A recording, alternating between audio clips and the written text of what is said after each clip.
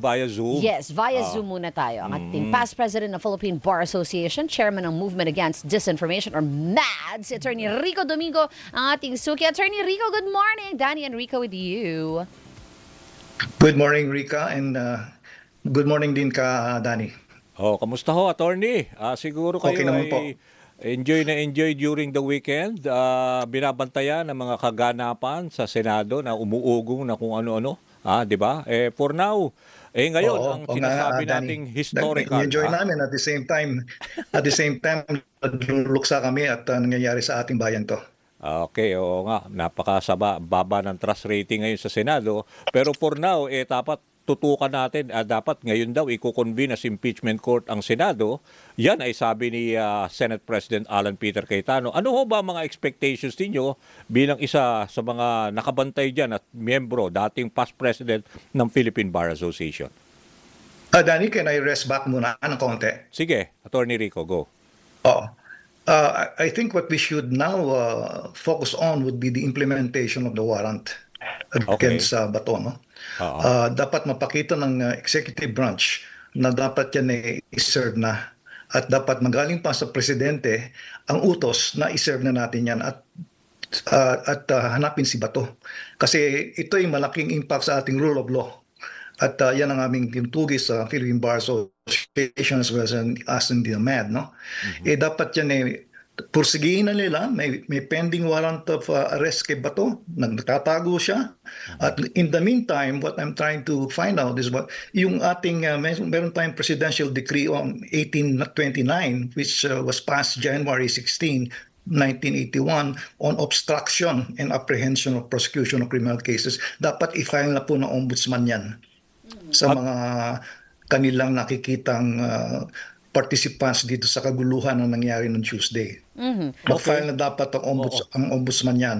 At the same time, since merong kapangyarihan ang ombudsman sa kanyang charter na isuspend ang mga responsible, dapat kagaya na sinuspend nila ng 60 days yata yung Sergeant at Arms, dapat isuspend na rin po niya yung mga kasamahan doon sa Senado na may kagayan dito sa pagtatago kay at pagka-aklas at pagtakbo ni Bato nung Wednesday. Attorney, susugan ko lang yun.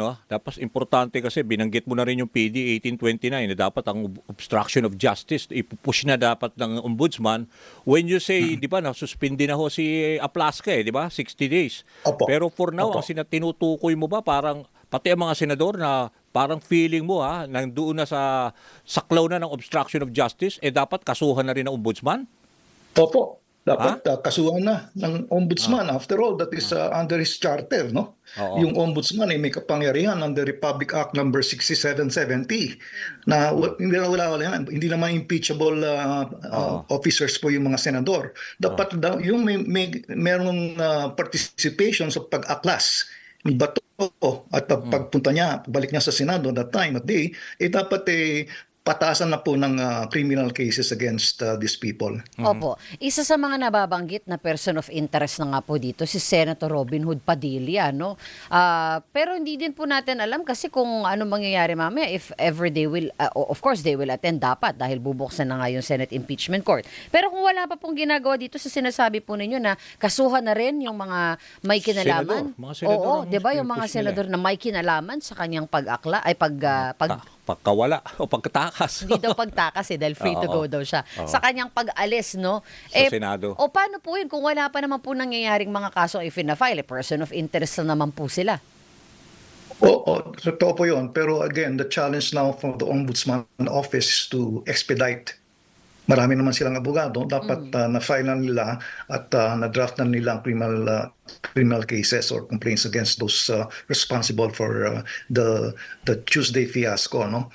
Ngayon, balikan natin ang pag-convene mamaya ng Senate. No? Everything is in the state of flux. Hindi po natin malalaman kung anong mangyayari. No? So, hindi natin mabibigyan ng senaryo ngayon because number one, darating ba si Mr. Padilla? Darating ba si Mr. Bato?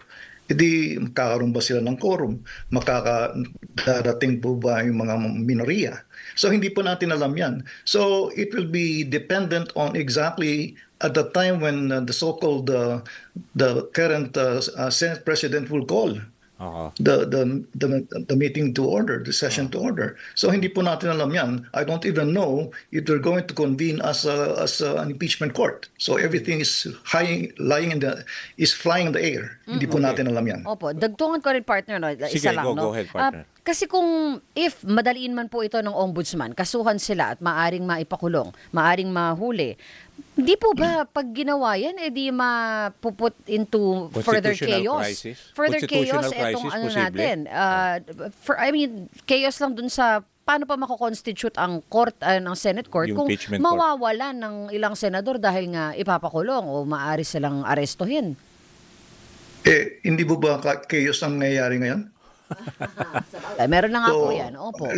let's not dream about something else that's not dreamable na. Chaos na po nangyayari yun. Di po marami nagsasabi dapat palitan ng Senate President, right? Palitan na natin yung mga taong may responsibility rito. So, tutukan natin mabuti yan at kung ang ombudsman ay merong muscle is that he has the power to suspend them for 60 days such that makita na kagad kung sino may kasalanan dito. Even if we continue with the convening of the impeachment court as a trial court, then ano mangyayari po sa atin? Kaguluhan pa rin po yan. At yung mga taong yan na dapat sinususpindi ng 60 days, dapat magpa-participate and they will just probably muscle themselves around and outvote the minority, assuming the minority members of the Senate would be there to attend the session. Attorney- So lahat yan, kaguluhan po yan. Yung ginawa po nung Tuesday ay pinagulo po nila yan para exactly to derail the impeachment. And tingnan po natin ng the overall scenario and tingnan po natin mabuti yan. Huwag tayong panakananga ngayon. Kasi kung itutuloy po natin yan, i-reroll lang nila yan. I-dismiss ka agad nila yan eh. Hindi po ba? Meron ibang tangka ngayon, i-dismiss po yan. Hindi po ba? Oo. Attorney Si Senator Martalote, I think is going to file a resolution along that line. Attorney Rico, yung sinasabi nyo kanina, no, dahil yung challenge nyo sa ombudsman, di ba? Dahil nakikita nyo may obstruction of justice laban sa ilang senador, well, nabanggit na nga ng partner ko, isa sa mga, let's say, person of interest ay si Senator Robin Hood Padilla. Sino pa ba yung mga nakikita nyo na, let's say, dapat kasuhan ng, let's say, obstruction of justice among the senators for now? Tingnan po natin yung 13 na meron pong caucus nung gabing yun. Oh. It can be a conspiracy to commit this particular presidential decree number 1829. I will not name them, but I think the records will show who are participants of this shenanigan. But they're saying, attorney, kasi I asked din nun sabi nila, they were there because tatanggapin nila Hinihintay yung articles of impeachment. Yun yung Oo. defense. Madali po naman sabihin yan, but would that be borne out by the recorded minutes and recorded footages? Tingnan po natin, bilisan natin ang pag-unaw. In the meantime, the Ombudsman has the power under Section 26 to suspend the under 21 rather to suspend 1829. the PD so-called, 1829. Tama ba? PD 1829. Yung Opo. sinight nyo kanina. Opo. So, 6770 po yung 66. ang power ng ombudsman.